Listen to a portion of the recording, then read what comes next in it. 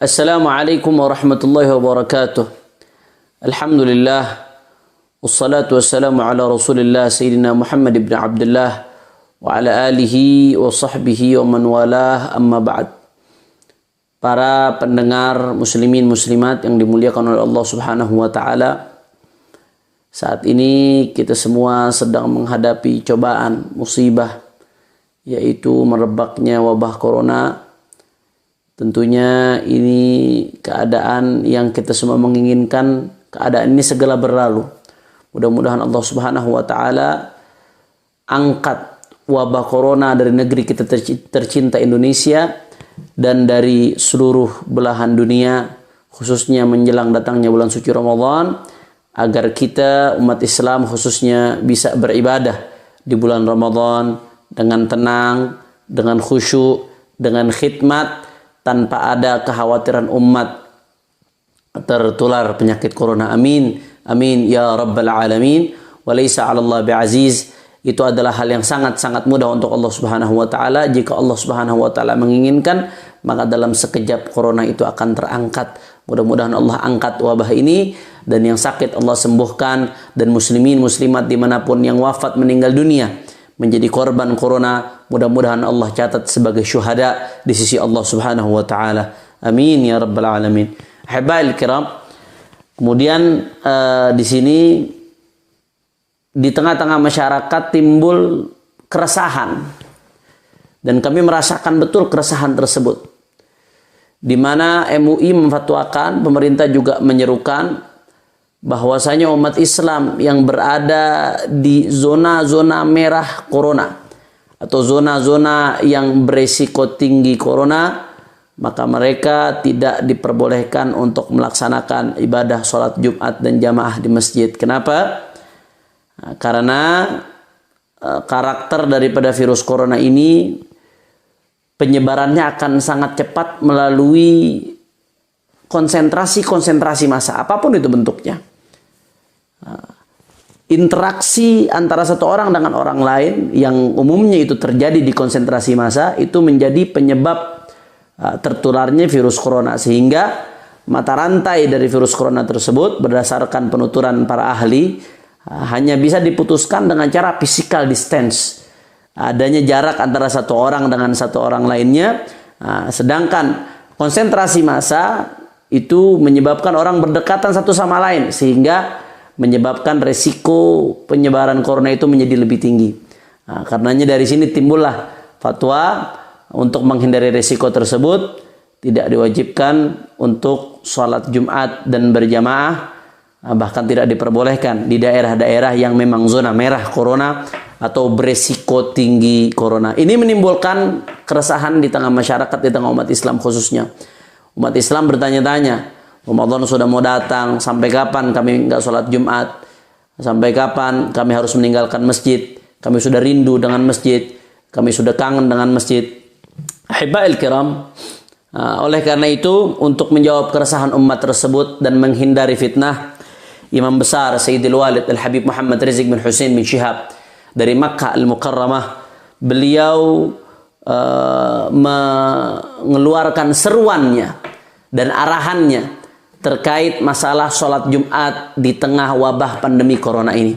Karenanya pada kesempatan kali ini saya akan membacakan isi daripada seruan beliau, dan saya akan berusaha menjabarkan alasan-alasan di balik poin-poin yang ada di seruan tersebut. Mudah-mudahan insya Allah seruan dari Imam besar Al-Habib Muhammad Rizik bin Hussein bin Shihab ini bisa menjadi solusi di tengah-tengah umat, sehingga umat Islam bisa tetap beribadah, bisa tetap dekat dengan Allah Subhanahu wa taala tanpa harus membuat umat berada dalam risiko bahaya corona. Na'udzubillah min dzalik.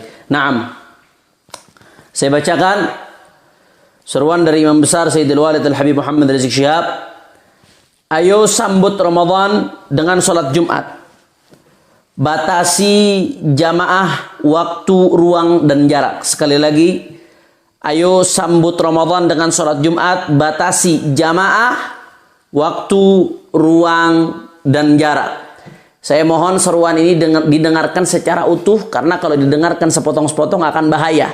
Nah, jangan kita ngambil yang kita suka, kita ambil yang nggak suka, kita buang, nggak boleh. Nah, ini beliau sampaikan seruan kurang lebih 2 halaman seruan tersebut. Jangan didengarkan secara sepotong-potong karena satu sama lain dari seruan tersebut saling ada kaitannya satu sama lain. Karena saya minta kepada para pendengar muslimin muslimat yang dimuliakan oleh Allah Subhanahu wa taala, dengarkan baik-baik satu persatu secara utuh. Mudah-mudahan kita dibukakan pintu pemahaman oleh Allah Subhanahu wa taala dan mudah-mudahan ini bisa menjadi solusi bagi umat Islam. Nah, pesan beliau, stop debat. Awas adu domba umat. Jangan hina ulama karena beda pendapat soal Jumat. Umat Islam wajib bersatu dalam perbedaan pendapat. Ayo salat dan munajat agar wabah segera diangkat oleh Allah Subhanahu wa taala. Betul sekali apa yang beliau katakan. Saya lihat belakangan ini ada perdebatan yang cukup sengit di tengah umat Islam karena adanya ulama yang beda-beda pendapat. Padahal perbedaan pendapat dalam masalah furu', dalam masalah fiqih, ikhtilaful ulama rahmah. Perbedaan mereka adalah bentuk rahmat dari Allah Subhanahu wa taala. Jangan diributkan. Dulu di zaman Nabi SAW, para sahabat ketika diperintahkan oleh Nabi SAW, la yusalliyanna ahadukumul asra illa fi Bani Quraidah. Jangan ada yang sholat di antara kalian asar kecuali kalau udah sampai di Bani Quraidah. Pesan Nabi SAW sebelum mereka jalan. Nah, di tengah jalan waktu asar sudah mau habis. Akhirnya di situ sahabat beda pendapat. Sebagian sahabat radhiyallahu anhum mengatakan perintah Nabi itu ya jangan sholat asar kecuali di Bani Quraidah. Baik waktu asar sudah habis atau belum, pokoknya Nabi perintahkan begitu titik, saya nggak mau tahu. Sholat asarnya setelah sampai di Bani Quraidah, walaupun waktu asar sudah habis, walaupun sudah masuk waktu maghrib, waktu isya, saya pegang teguh dengan amarat Nabi, jangan sholat asar kecuali di Bani Quraidah. Sebagian sahabat berpendapat demikian, sehingga mereka sampai keluar waktu asar, dan sholat asar ketika sampai di Bani Quraidah, waktu asar sudah selesai pada saat itu, karena mereka beranggapan apa yang dikatakan Nabi adalah syariat, sumber syariat, sehingga kami mengikuti apapun yang dikatakan Nabi, itu akan menjadi tanggung jawab di hadapan Allah Subhanahu wa taala. Kemudian sebagian sahabat lagi berpendapat lain, memahami lain. Mereka mengatakan Nabi SAW memerintahkan kita untuk tidak sholat asar di Bani Quraidah. Ini adalah motivasi supaya kita bergegas dalam jalan. Jangan lambat, buru-buru, cepat sampai ke Bani Quraidah. Nah, makanya dibilang nanti sholat asarnya kalau udah sampai Bani Quraidah saja. Dengan catatan kalau waktu asar masih ada. Nah, kalau waktu asar sudah habis, ya sholat di jalan sebelum waktu asar habis. Perintah Nabi itu bukan betul-betul untuk sholat di Bani Quraidah walaupun sudah keluar waktu. Enggak. Perintah Nabi SAW maksudnya motivasi supaya kita bergegas, jalannya cepat. Nah, jadi tidak dipahami secara tekstual, tapi dipahami secara kontekstual. Akhirnya masing-masing mengamalkan apa yang mereka pahami, masing-masing mengamalkan apa yang mereka yakini. Dan ketika mereka pulang di Madinah, hal ini sampai kepada Nabi SAW. Ternyata Nabi SAW tidak menyalahkan satu di antara mereka. Semuanya dibenarkan oleh baginda Nabi Muhammad SAW. Dari sini kita bisa ambil petik suri tauladan perbedaan ulama di dalam masalah ini, masalah fiqih. Ikhtilaf mereka adalah rahmah. Selama mereka adalah ulama yang mumpuni, punya dasar yang kuat, ulama yang betul-betul terbukti selama ini istiqamah, berpegang teguh dengan ajaran ahlus sunnah wal jamaah, berpegang teguh dengan syariat Islam, maka ketika mereka berbeda pendapat, maka perbedaan pendapat di antara mereka menjadi rahmat bagi umat. Tidak boleh menjadi sebab perpecahan, tidak boleh menjadi sebab caci maki, tidak boleh menjadi sebab saling tuding menuding satu sama lain. Enggak boleh, ahibba'il kiram. Tapi perbedaan itu harus kita sikapi dengan sikap toleran, karena perbedaan pendapat di antara ulama adalah rahmat pada hakikatnya dari Allah Subhanahu wa taala. Yang ikut ulama yang berpendapat tetap wajib sholat Jumat walaupun di zona merah, kalau ulama itu memang punya dasar yang kuat, silahkan. Yang ikut pendapat MUI yang mengatakan nggak boleh sholat Jumat di zona merah, silahkan ikuti pendapat demikian. Banyak juga ulama-ulama istiqomah yang mendukung pendapat tersebut. Yang penting tetap jaga persatuan, jangan terpecah satu sama lain, apalagi mencaci maki. Ketika ada masjid yang diliburkan karena masuk zona merah, ikutin fatwa MUI, tahu-tahu ada masyarakat awam di sekitar itu mencaci maki ustadz setempat, mencaci maki ulama setempat, padahal dia ikutin fatwa MUI, padahal dia ikutin fatwa ulama yang mengatakan tidak masalah untuk tidak sholat Jumat di zona merah demi menjaga keselamatan daripada jiwa manusia. Nah, itu tidak boleh ya ikhwan. Caci maki seperti itu nggak boleh. Kita hormati perbedaan pendapat di antara para ulama. Insya Allah perbedaan ini menjadi rahmat dari Allah Subhanahu wa taala. Naam. Kemudian di sini dilanjutkan lagi. Nah, ini penting, perhatikan baik-baik. Pada prinsipnya selama ada wabah corona, maka di zona hijau tetap wajib dilaksanakan sholat Jumat di masjid dengan tetap memperhatikan aturan medis untuk kewaspadaan. Sekali lagi, di zona hijau, di tempat yang belum menjadi tempat penyebaran corona, atau daerah yang belum kena corona, atau yang masih sangat-sangat minim resiko penyebarannya, artinya masih zona hijau, maka tetap wajib dilaksanakan sholat Jumat di masjid dengan tetap memperhatikan aturan medis untuk kewaspadaan. Nah, tidak ada interaksi satu sama lain, sementara tidak masalah untuk tidak salam-salaman dulu. Demi menjaga kemaslahatan daripada umat. Sedang di zona merah, sebaiknya untuk sementara waktu, prinsipnya kata beliau, sementara waktu sholat Jumat di masjid agar ditiadakan. Ini amanat beliau. Sebaiknya di zona merah untuk sementara waktu sholat Jumat di masjid agar ditiadakan. Tapi jika memang harus dilaksanakan sholat Jumat karena suatu alasan yang kuat dan meyakinkan, kalau memang itu harus dilaksanakan, maka pelaksanaan sholat Jumat harus mengikuti tata cara khusus dengan pembatasan yang super ketat.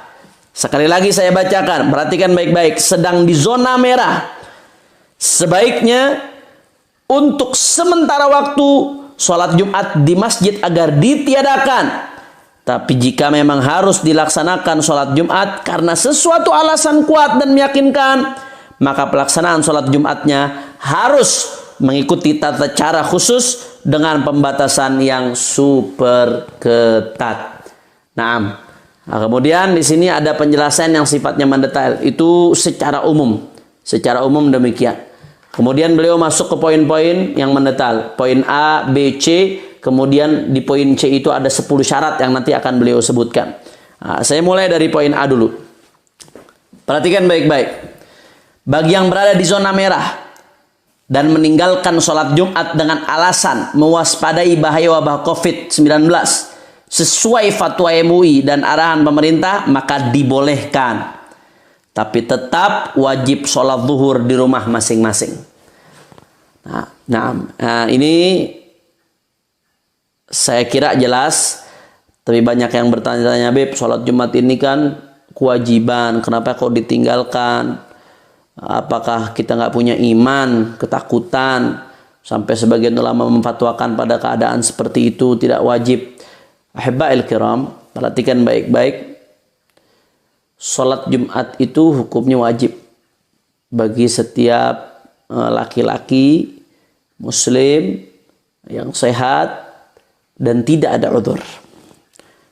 Sholat Jumat wajib bagi setiap laki-laki muslim yang sehat, hur, merdeka dan tidak ada udzur. Sholat Jumat bagi dia adalah wajib. Tapi ulama memberikan catatan kewajiban sholat Jumat ini selama tidak ada udzur.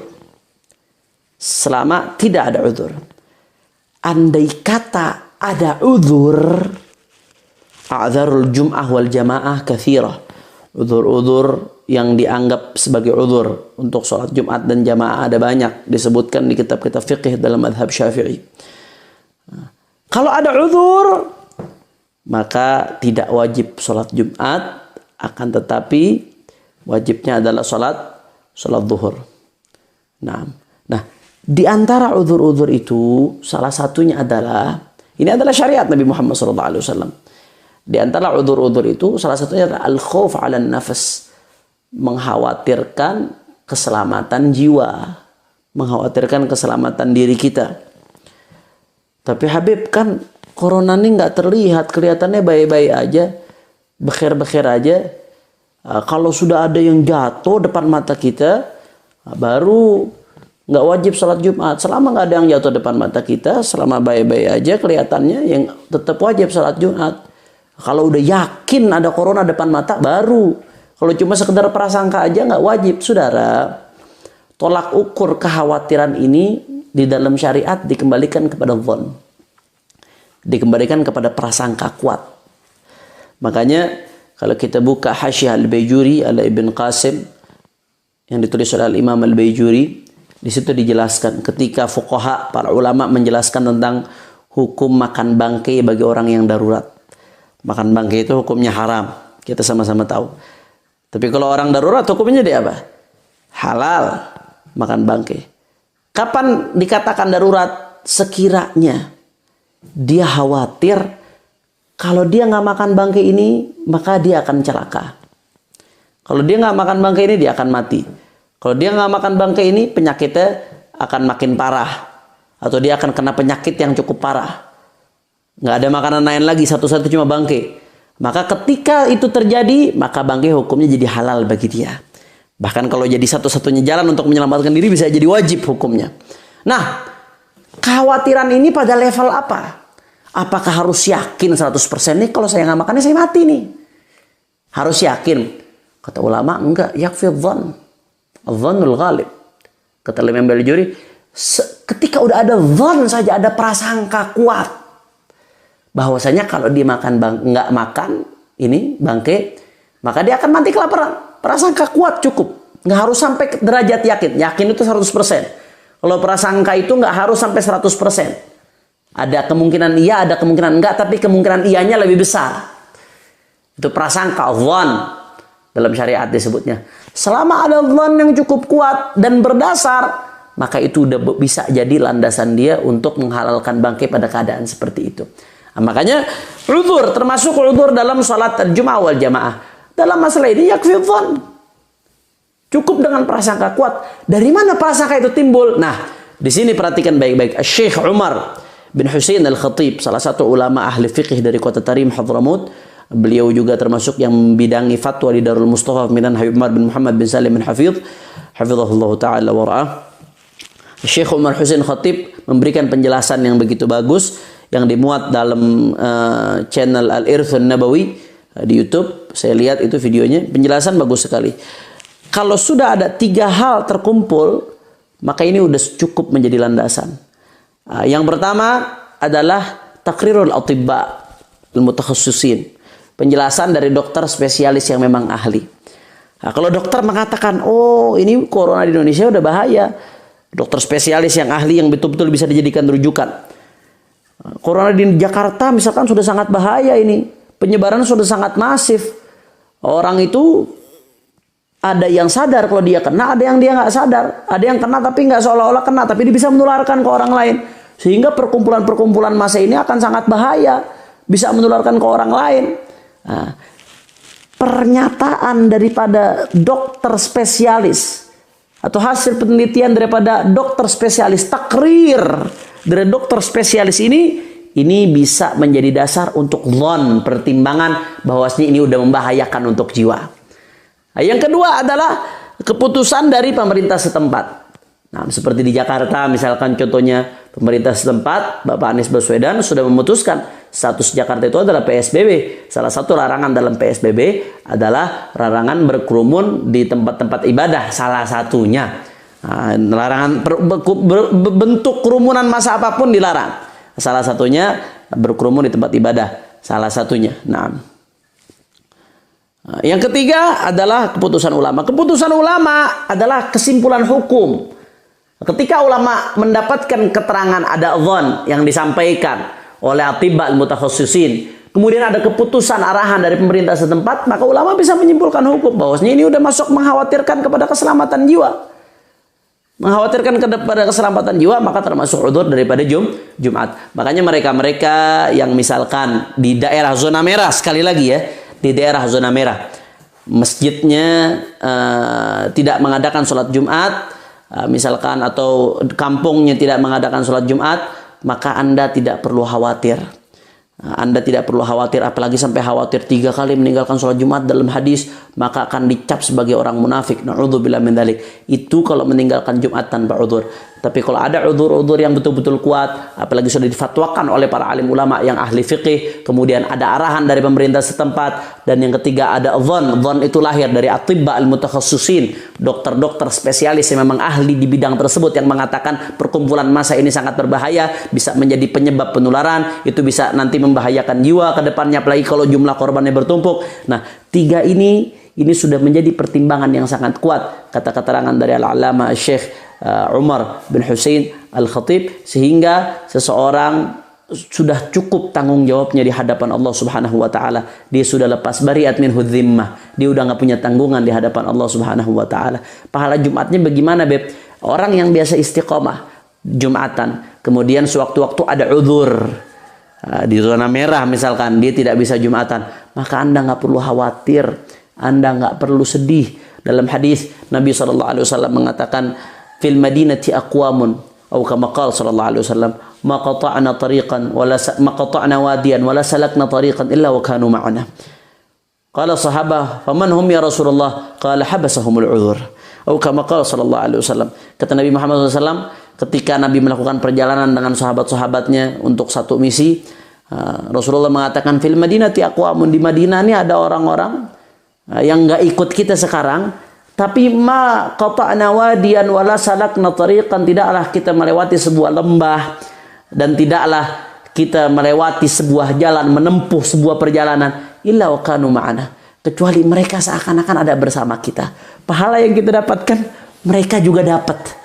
Sahabat bertanya, "Wa man hum ya Rasulullah?" Siapa mereka ya Rasulullah? Mereka nggak ikut kita di Madinah tapi seakan-akan bersama kita. Dapat pahala yang kita dapatkan. Kata Nabi, apa habasahumul udzur. Mereka pengen ikut, cuma ada udzur sehingga nggak bisa ikut. Ahibbail kiram, Anda nggak perlu khawatir. Begitu juga kita yang ada di zona merah, yang udah keputusan ulama, umara, juga atibba, para dokter setempat memutuskan sementara tidak ada dulu sholat Jumat. Karena bisa mengkhawatirkan, Anda nggak perlu khawatir. Anda cukup sholat zuhur berjamaah di rumah bersama keluarga Anda. Insya Allah Anda sudah lepas dari tanggung jawab di hadapan Allah, dan insya Allah karena udzur ini Anda tetap mendapatkan pahala Jumat yang biasa istiqomah Anda lakukan ketika tidak ada udzur. Jadi tidak perlu khawatir, apalagi sampai mencaci maki, apalagi sampai menebar provokasi dalam masalah ini. Islam agama yang begitu indah, Islam agama yang begitu rahmat, Islam agama yang memberikan kemudahan walaupun tidak boleh menggampangi. Islam itu mudah, gampang, tapi tidak boleh menggampangi. Islam itu tidak boleh sembrono, tapi ketika betul-betul unsur-unsur yang tadi kami sebutkan terjadi, maka ini adalah udzurun syar'i, termasuk udzur syar'i. Barang siapa yang tidak dapat melakukan sholat Jumat karena sebab-sebab tersebut, insya Allah dia tetap mendapatkan pahala Jumat di sisi Allah Subhanahu wa taala, tapi tetap dia punya kewajiban untuk sholat zuhur berjamaah, lebih baik di rumahnya. Nah, itu yang pertama. Nah, kemudian yang kedua, yang B, lanjutan dari imam besar, bagi yang berada di zona merah wabah dan ingin melaksanakan sholat Jumat di rumah masing-masing juga dibolehkan. Ini yang perlu penjelasan. Bagi yang berada di zona merah wabah dan ingin tetap melaksanakan sholat Jumat di rumah masing-masing dibolehkan, arahan dari imam besar. Tapi dengan tetap menjaga syarat dan rukun khutbah maupun sholat Jumatnya. Sekali lagi saya baca, bagi yang berada di zona merah wabah dan ingin melaksanakan sholat Jumat di rumah masing-masing juga dibolehkan. Tapi dengan tetap jaga syarat dan rukun khutbah maupun sholatnya. Jadi misalkan sedih nggak bisa sholat Jumat, sebetulnya kalau ngikutin poin pertama udah cukup dia bisa sholat zuhur dalam keadaan tadi. Tapi andai kata supaya syiar Jumat tetap hidup, bagaimana? Ada solusi. Fikih ini sangat luas, ada solusi. Jangan sampai misalkan kita ninggalkan Jumat masih berat tetap untuk ninggalkan Jumat, ada solusi. Anda bisa sholat Jumat di rumah di zona merah, cukup dengan 4 orang menurut salah satu pendapat qadim dalam mazhab Syafi'i. Nanti akan dijelaskan. Tapi harus syarat-syaratnya terpenuhi. 4 orang itu laki-laki yang merdeka dan penduduk asli setempat. Naam.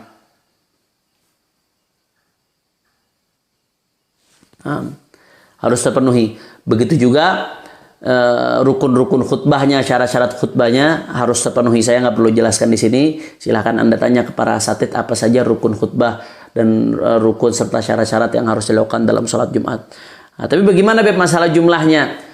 Yang pertama, apakah bukannya sholat Jumat harus di masjid? Enggak. Dalam mazhab Syafi'i sholat Jumat tidak harus dilakukan di masjid. Bisa sholat Jumat dilakukan di luar masjid. Yang kedua, jumlahnya bagaimana Beb? Bukannya sholat Jumat minimal harus 40 orang dari orang setempat.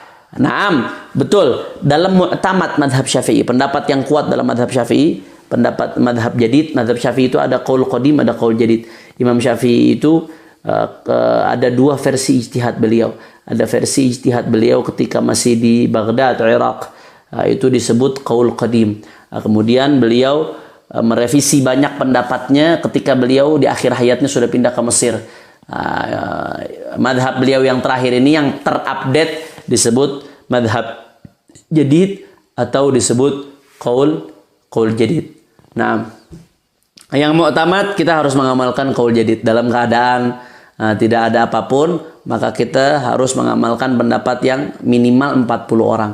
Kalau kurang dari 40 orang dengan syarat-syarat yang tadi disebutkan 40 orangnya, maka nggak sah kalau kurang dari 40 orang. 40 orang yang laki-laki, akil, baligh, muslim, dan mustautin. Mustautin itu dia penduduk setempat.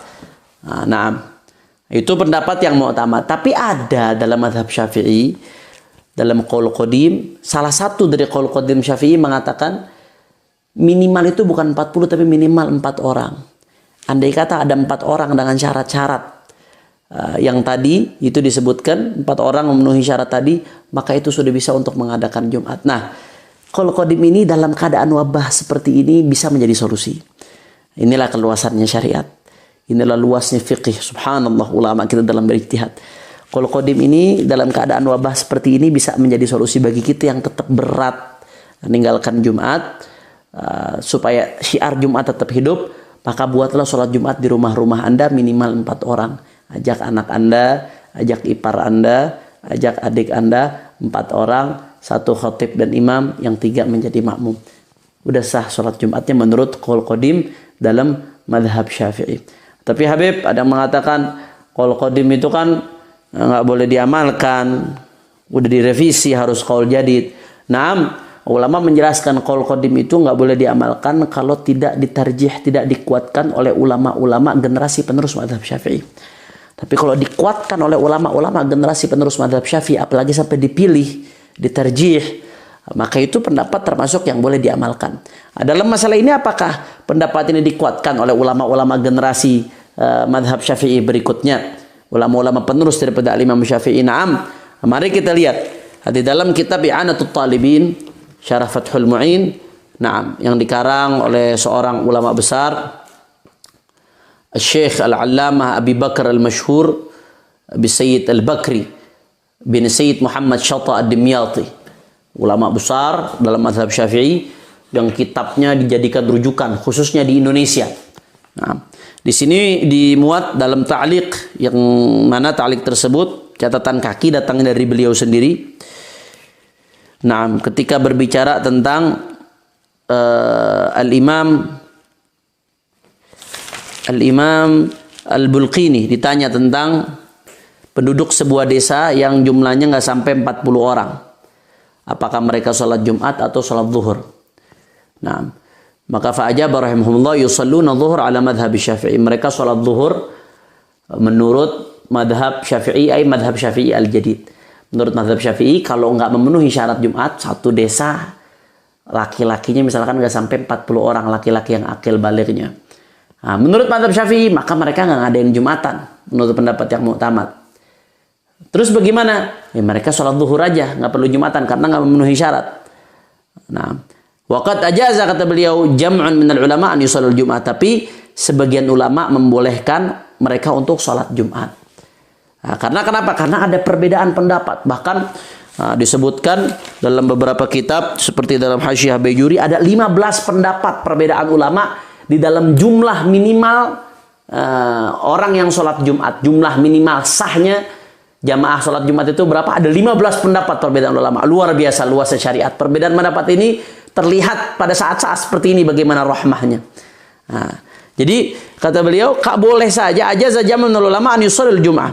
Sebagian daripada ulama membolehkan mereka tetap sholat Jumat walaupun kurang dari 40. Berdasarkan ulama yang mengatakan sholat Jumat tidak harus 40. Kurang dari 40 pun boleh mengadakan sholat Jumat. Wahwa qawi, dan itu pendapat yang kuat, kata Imam Al-Bulqini. Tapi fa idza qalladu ay jami'uhum man qala hadhil maqala fa innahum yusalluna al-jum'ah.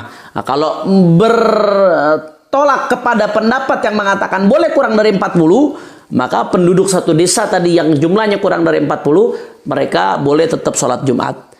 Wa in ihtatu fa shalat Jumat thumma dhuhr kana hasanan. Tapi kalau mereka mau jaga-jaga, mereka sholat Jumat, setelah sholat Jumat mengulang lagi sholat zuhur 4 rakaat, maka itu lebih baik ihtiyat. Nanti saya akan jelaskan masalah itu. Nah, saya pengen bahas dulu di sini masalah pendapat qaul qadim madhab Syafi'i yang mengatakan bahwasanya minimal sholat Jumat itu jumlahnya adalah 4 orang, 1 imam, 3 makmum. Imam berikut khatib tentunya. Nah, di sini di ta'liq Syekh Bakri Syata sahib I'anatul Talibin mengatakan ghair al-Imam Syafi'i bi'tibari madhhabihil jadid fala yunafi anna lahu qawlain qadimin fil adad. Naam. Ahaduhuma aqalluhum arba'ah. Hakahu anhu sahibut talkhis. Nah, betul memang madhab jadidnya Imam Syafi'i mengatakan bahwasanya harus 40 minimal.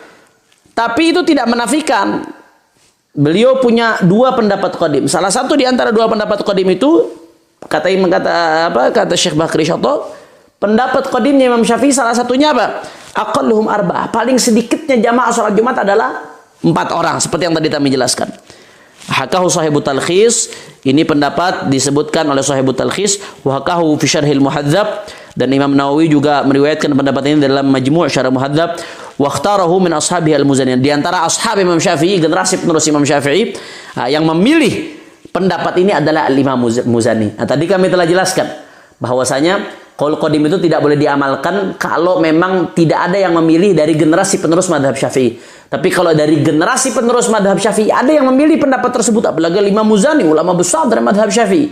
Imam Muzani memilih pendapat ini, sehingga pendapat ini boleh diamalkan dalam disiplin bermadhab. Nah, walaupun ini pendapat tetap tidak mu'tamad, tetap yang mu'tamad harus 40. Tapi dalam keadaan seperti ini boleh pendapat ini jadi solusi, ya ibadallah. Kama naqalahu al-Azra'i fil qut wa kafa bihi salafan fi tarjihihi. Kata Syekh Bakri Syata, kalau al-Imam al-Muzani sudah mentarjih, udah cukup kita jadikan patokan. Fa innahu min kibari ashabi Syafi'i wa ruwati kutubihil jadidah. Nah, karena Imam Muzani termasuk pembesar daripada ashabnya Imam Syafi'i dan periwayat kitab-kitab Imam Syafi'i yang baru. Wa qad rajjahu aidan Abu Bakar ibn al-Mundhir fil Ishraf kama naqala an-Nawawi fi Syarhil Muhadzab. Naam.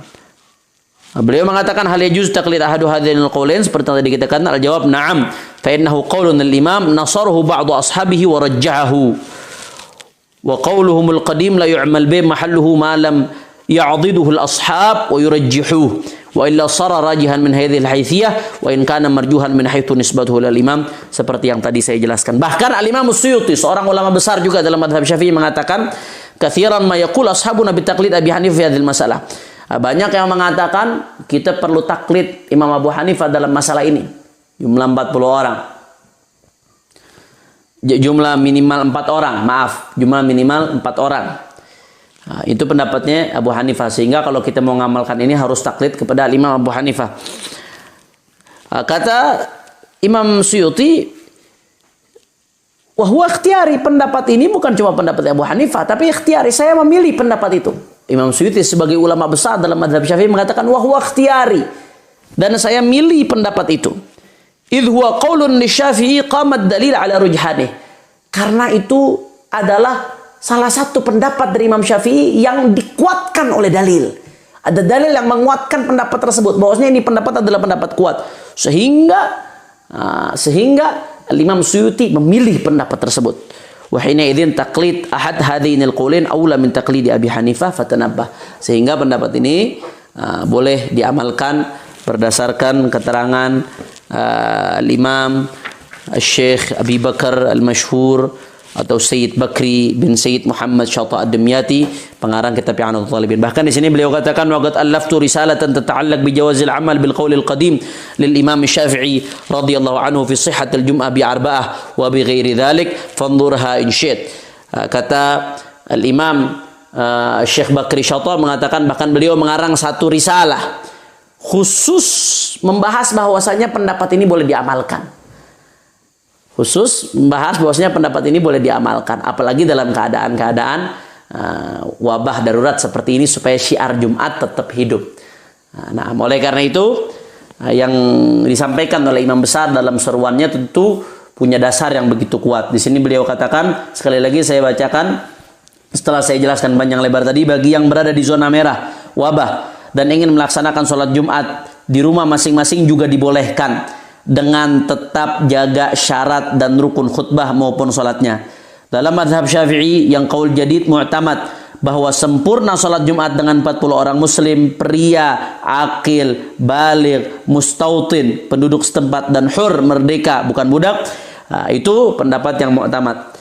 Akan tetapi dalam salah satu qaul qadim tetap sah walau hanya 4 orang, yaitu seorang imam dan 3 makmum. Tentunya tetap dengan khutbah walaupun di rumah. Qaul qadim ini tetap sah walau hanya 4 orang, yaitu seorang imam dan 3 makmum. Qaul qadim ini layak, kata Imam Besar, layak diikuti dalam situasi darurat wabah seperti saat ini. Hati-hati. Beliau menganjurkan qaul ini untuk diikutkan dalam situasi darurat wabah seperti ini, ketika tidak mungkin sholat di masjid tapi kita tetap ingin menghidupkan syiar Jumat, maka ambillah qaul ini, sholat Jumat masing-masing di rumah kita bersama anak, adik kita, saudara kita, 4 orang minimal.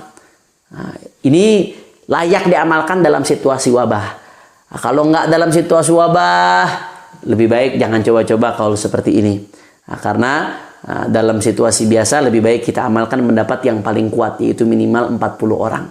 Nah, jangan ambil pendapat yang seperti ini, karena kalau tidak dalam situasi wabah, dalam tidak situasi yang darurat, situasi pengecualian seperti ini, takut mengamalkan kalau seperti ini malah menjadikan fitnah di tengah-tengah umat. Na'udzubillah min dzalik. Hanya saja, apalagi makin banyaknya jamaah itu menunjukkan makin besarnya pahala. Nah, hanya saja jika jamaah kurang dari 40, beliau di sini memberikan peringatan. Kalau jamaah kurang dari 40 yang memenuhi syarat Jumat sebagai langkah ihtiyat, sebagai langkah kehati-hatian, sekaligus khuruj minal khilaf, keluar dari perselisihan, maka dianjurkan usai sholat Jumat untuk sholat i'adah zuhur, yaitu mengulang sholat dengan 4 rakaat sholat zuhur, dan sholat Jumat boleh dilaksanakan di selain masjid. Jadi kalau kita mau ngikutin pendapat yang sholat Jumat boleh hanya dengan 4 orang di rumah ini pendapat ada perdebatan. Ada ulama mengatakan pendapat ini dianggap, ada ulama mengatakan pendapat ini tidak dianggap, ada yang mengatakan tidak boleh diamalkan. Nah, sebagai bentuk kehati-hatian, silahkan amalkan pendapat ini dalam keadaan darurat seperti ini, tapi tetap setelah sholat Jumat, jadi setelah khutbah, sholat Jumat di rumah, tetap mengulangi sholat zuhur lagi 4 rakaat. Ini dianjurkan oleh para ulama. Kenapa? Lil ihtiyat, untuk jaga-jaga. Karena ada sebagian ulama yang mengatakan sholat Jumat tadinya nggak sah, walaupun kita mengikuti yang mengatakan sah. Dan sebagian ulama mengatakan tidak boleh, walaupun kita mengikuti yang mengatakan boleh. Tapi khurujan minal khilaf, untuk keluar dari perdebatan ini agar sah menurut semua madhab, sholat ulang lagi sekali lagi sholat zuhur. Ya ada sholat zuhur. Jadi setelah Jumat khutbah, sholat Jumat 2 rakaat, kemudian setelah itu sholat zuhur lagi 4 rakaat langsung setelah itu. Makanya di sini dikatakan su'ila Syekh Muhammad bin Sulaiman al-Kurdi thumma al-Madani rahimahullahu ta'ala anna al-jum'ata idza lam tastaw fi syurut wa sulliyat bi taqlidi ahad al-madhahib wa arada al-musallun i'adataha dhuhran hal yajuzu dhalika, ini dalam Hasyiah Syarwani, amla, wa ajaba bi anna dhalika jaiz la man'a minhu bal huwa al-ahwat khurujan min al-khilaf wa ma fil imdad wa la yajuzu i'adatul jum'ah dhuhran wa kadha aksu li ghairi al-ma'dzur fa mahalluhu 'inda al-ittifaq min sihhatil jum'ah la 'inda wujudi khilafin qawi fi 'adami sihhatiha. Naam. Di sini dikatakan dalam Hasyiah Syarwani ala Tuhfatul Muhtaj bi Syarhil Minhaj bahwasanya Syekh Muhammad bin Sulaiman al-Kurdi Al-Madani, beliau ditanya, kalau seseorang sholat Jumatnya ngikutin salah satu madhab, berarti nggak sah menurut madhab yang lainnya. Seperti tadi, ngikutin salah satu pendapat Imam Syafi'i, qaul qadim, tapi nggak sah menurut pendapat yang qaul jadid. Ngikutinnya boleh dalam konteks ini, tapi apakah mereka dianjurkan untuk ngulang sholat zuhur lagi? Boleh nggak kalau mengulang sholat zuhur lagi sebagai bentuk kehati-hatian setelah itu? Nah, di sini dikatakan, kata beliau, wajaba bi anna dzalika jaizun. Beliau mengatakan itu boleh saja. Laman aminhu, silahkan, nggak dilarang. Bal huwal ahwat. Akan tetapi bahkan itu yang lebih hati-hati. Jadi karena masih ada perbedaan pendapat dalam keabsahan sholat Jumatnya, maka lebih hati-hati, tetap sholat zuhur lagi setelah itu. Khurujan minal khilaf. Nah,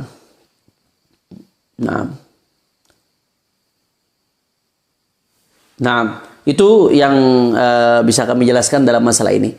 Nah, jadi kesimpulannya tadi poin A, poin yang pertama, kalau di zona merah sekali lagi bukan zona hijau, maka kalau tidak sholat Jumat karena mengikuti fatwa MUI dan himbauan pemerintah setempat, maka itu termasuk udzur, diperbolehkan, tapi tetap wajib sholat zuhur di rumah. Andai kata poin B tetap juga pengen sholat Jumat supaya hidup syiar Jumat itu, maka sebagai solusi kita boleh mengikuti pendapat yang mengatakan sholat Jumat masing-masing di rumah.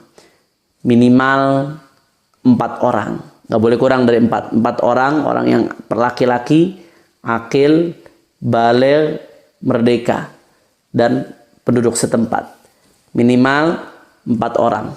Nggak boleh kurang dari 4. Pendapat ini adalah pendapat qaul qadim dari mazhab Syafi'i yang diperkuat oleh ulama-ulama generasi berikutnya seperti Al-Imam Al-Muzani, Al-Imam As-Suyuti, begitu juga di kalangan ulama yang mutaakhirin, Al-Imam Syekh Bakri Syata, pengarang kitab I'anatul Talibin. Tapi kalau mengamalkan pendapat ini, sholat Jumat cuma 4 orang misalkan di rumah, dianjurkan, sangat dianjurkan untuk sholat zuhur lagi setelah itu. Khutbah Jumat 2 rakaat, khutbah Jumat, kemudian sholat Jumat 2 rakaat, setelah itu sholat zuhur lagi langsung 4 rakaat, khurujan minal khilaf, itu yang dinamakan sholat i'adah zuhur. Nah, kemudian kita lanjutkan lagi, saya kira sudah jelas ya, dan saya minta nonton jangan setengah-setengah karena bisa salah paham, bahaya. Kemudian yang ketiga, bagi yang berada di zona merah wabah dan bersikeras ingin tetap melaksanakan sholat Jumat di masjid karena suatu alasan kuat dan meyakinkan, maka tetap pengen sholat di masjid juga. Maka bagaimana? Arahan imam besar, sebaiknya jangan dilarang atau dihalangi. Jangan dilarang atau dihalangi karena bisa menimbulkan fitnah, khawatir. Apalagi jika dilarang akan menimbulkan keributan besar atau menyebabkan fitnah berbahaya, maka jangan dilarang atau dihalangi. Ini bisa menimbulkan fitnah di tengah umat, bisa menimbulkan keributan dan mudarat yang besar. Tapi amanat beliau boleh sholat Jumat di masjid dalam keadaan seperti ini di zona merah. Dengan syarat apa? Diarahkan. Dengan syarat tetap menjaga jarak fisik dan jarak sosial. Physical distancing dan social distancing. Sesuai aturan medis melalui tata cara khusus dan pembatasan super ketat sebagaimana berikut. Ada 10 langkah. Jadi beliau ini poin yang ketiga. Tadi setelah menjelaskan poin A, poin B, poin C-nya kalau memang harus juga karena alasan yang begitu kuat harus di masjid padahal udah zona merah, ngotot tetap di masjid, kata beliau silahkan, boleh, jangan dilarang. Tapi konsekuensinya harus ikuti 10 langkah ini. Nah, kalau bisa mengikuti 10 langkah ini silahkan di zona merah Anda sholat di masjid. Arahan dari beliau. Apa? Yang pertama, perhatikan baik-baik, jangan cuma ngambil bolehnya doang tapi 10 langkahnya nggak diambil. Ini juga harus diperhatikan demi kemaslahatan umat. 1, yang pertama, buka semua masjid, musola, dan majelis yang ada di sekitar masyarakat untuk sholat Jumat agar jamaah terpecah dan tidak terkonsentrasi di satu tempat saja. Biasanya kan cuma di masjid, bahkan ta'addudul Jum'ah nggak diperbolehkan. Sholat Jumat di banyak tempat selama satu tempatnya belum penuh itu nggak diperbolehkan dalam mazhab Syafi'i. Tapi dalam kesempatan ini karena ada kemaslahatan, karena ada hajat, pesan beliau buka semua masjid-masjid, buka semua musola, buka semua majelis kalau memang harus diadakan Jumatan. Jangan difokusin di satu masjid karena akan menumpuk jamaahnya di situ nanti. buka aula-aula. Nah, agar jamaah terpecah dan tidak terkonsentrasi di satu tempat. Itu yang pertama. Kemudian yang kedua, yang boleh ikut sholat Jumat hanya orang dewasa yang sehat dan kuat. Hanya orang dewasa yang sehat dan kuat. Orang yang ada gejala COVID, apalagi orang panas misalkan dan lain sebagainya, ada gejala COVID, haram. Apalagi sudah positif, haram dia ikut sholat Jumat karena dia akan membahayakan banyak orang. Na'udzubillah min dzalik. La dharara wa la dhirara. Nggak boleh kita membahayakan orang lain. Jadi yang boleh ikut sholat Jumat hanya orang dewasa yang sehat dan kuat. Anak-anak juga nggak perlu, karena anak-anak takutnya nggak bisa terkontrol nanti. Dari warga setempat, jangan mendatangkan dari luar, karena kita nggak tahu bagaimana dia datang dari mana daerah yang banyak COVID atau tidak, kita nggak tahu. Jadi cukup dari warga di sekitar masjid, musola atau majelis. Jangan warga dari luar lingkungan. Nah, kalau ada dari luar lingkungan datang, jangan diizinkan, karena kita tidak tahu. Dan ini virus tidak terlihat, karena sebagai bentuk jaga-jaga. Karenanya siapkan alat pengukur suhu badan, kata beliau. Kalau yang panas 37 derajat Celcius ada gejala-gejala, tidak perlu diizinkan untuk masuk. Kemudian yang ketiga, jumlah jamaah harus dibatasi. Bagaimana dibatasinya? Minimal 40 orang yang memenuhi syarat Jumat. Minimal kalau harus diadakan di masjid. Maksimal tergantung batas aman maksimum. Masjidnya besar ya berarti jumlahnya lebih banyak. Tentunya tetap dengan jaga jarak seperti nanti akan dijelaskan. Maksimal tergantung batas aman maksimum untuk kapasitas masjid, musola, dan majelis. Sehingga jika sudah mencapai batas maksimal, dengan jarak-jarak yang ditentukan itu udah maksimal penuh, maka tidak boleh ada yang masuk lagi. Waktu pelaksanaan ibadah Jumat juga harus dibatasi. Sehingga yang terlambat jangan diizinkan masuk. Dan jika sudah selesai maka segera bubar pulang dengan tertib dan teratur. Jangan numpuk bubarnya. Bahaya. Penumpukan itu bisa menjadi penyebab penularan. Na'udzubillah min dzalik. Yang keempat, sediakan bilik disinfektan kalau memang bisa di depan gerbang masjid, musola, dan majelis. Tujuannya apa? Agar setiap jamaah yang masuk disterilkan, tapi dengan catatan dengan menggunakan bahan yang suci dan aman untuk tubuh manusia. Kalau bahannya nggak aman untuk tubuh manusia malah membahayakan, jangan. Dan kalau bisa bahan yang suci, menggunakan bahan yang suci dan aman. Yang kelima, sediakan juga sabun dan hand sanitizer dari bahan yang suci dan aman untuk jamaah. Dan pastikan yang sedang batuk atau pilek jangan izinkan masuk ke masjid. Khawatir itu bagian daripada gejala. Apalagi yang sedang sakit, tapi arahkan sholat dan istirahat supaya di rumah. Diarahkan baik-baik secara teratur supaya dengan akhlakul karimah supaya tidak menimbulkan fitnah dan keributan. Kemudian yang keenam, mohon maaf, yang keenam, gulung semua karpet masjid, musola, dan majelis agar tidak digunakan. Nah, karena kalau di karpet dia akan lebih mudah menempel dan sulit untuk dibersihkan virus itu. Dan bersihkan seluruh lantai dan dinding serta tiang masjid, musola, dan majelis, juga WC dan tempat wudhu dan lainnya, baik sebelum maupun sesudah penggunaan masjid, musola, majelis untuk sholat Jumat, agar steril lagi demi kemaslahatan umat. Yang ketujuh, jamaah harus wudhu dari rumah masing-masing, memakai masker dan memakai masker. Jamaah harus wudhu dari rumah masing-masing supaya tidak terjadi penumpukan di tempat wudhu di masjid. Dan harus memakai masker serta membawa sejadah sendiri-sendiri dan membuat soft sholat yang berjarak. Soft sholatnya jangan rapat-rapat, sementara berjarak dulu, nggak apa-apa kalau ada maslahat. Soft sholat berjarak tuh pada asalnya hukumnya adalah makruh, tapi kemakruhan itu dalam kaidah fikih disebut al-karahah tazul bil hajah. Kemakruhan kalau ada hajah yang mendesak daripada nggak ada jamaah, mendingan ada tapi dikasih jarak demi keamanan. Maka pada keadaan seperti ini nggak apa-apa. Nah, jadi beliau memesankan jamaah harus wudhu di rumah masing-masing, memakai masker serta membawa sejadah dan membuat soft sholat yang berjarak sesuai aturan medis. Dan juga tiadakan salam-salaman, nggak perlu ada salam-salaman untuk sementara, tidak ada masalah demi kemaslahatan antar jamaah. Lalu usai sholat Jumat, zikir dan doa singkat saja, langsung bubar dengan tertib sambil tetap jaga jarak untuk meminimalisir, sekali lagi, Yang kedelapan, jangan lupa saat keluar dari rumah dan masuk keluar masjid, musola, majelis, baca doa yang diajarkan oleh Nabi Muhammad SAW. Bismillah, tawakkaltu 'ala Allah, la haula wala quwata illa billah.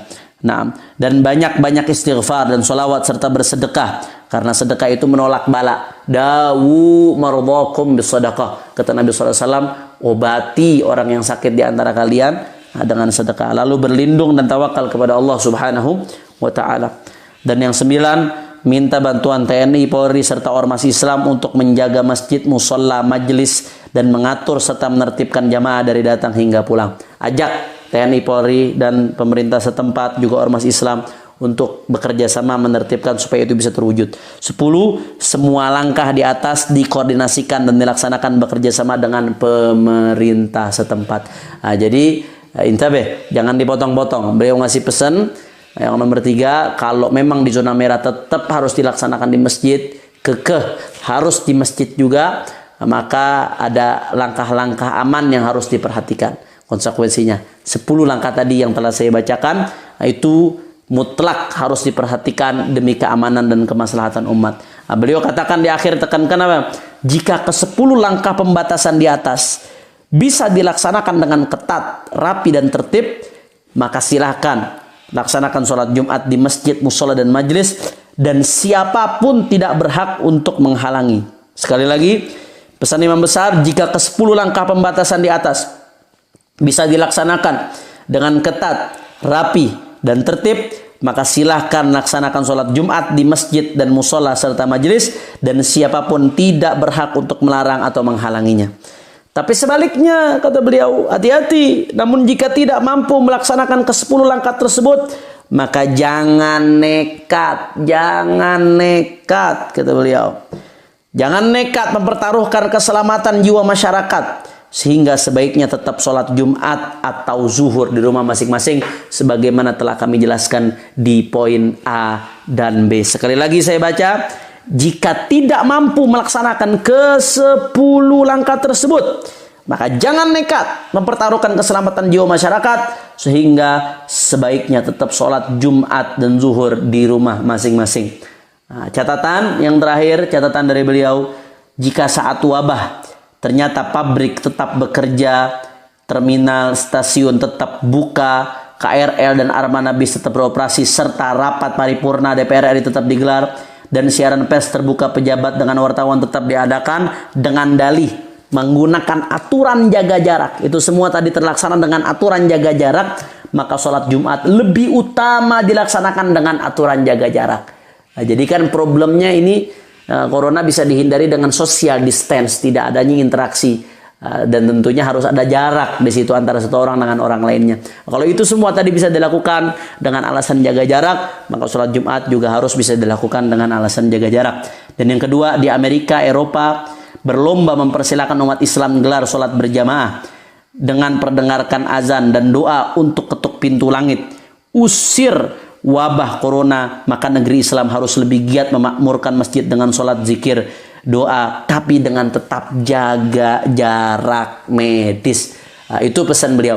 Kalau mau tetap memakmurkan masjid, maka 10 langkah tadi harus diikuti demi kemaslahatan bersama, demi kemaslahatan umat. Dan tentunya apa yang beliau rumuskan dalam seruan ini telah melalui pertimbangan yang begitu mendalam, dari sudut pandang akidah, dari sudut pandang syariat juga tadi sebagian telah saya jelaskan, dan dari sudut pandang kemaslahatan umat serta sudut pandang sosial dan medis. Nah, insya Allah terakhir doa dari beliau, mudah-mudahan Ramadan datang, corona hilang.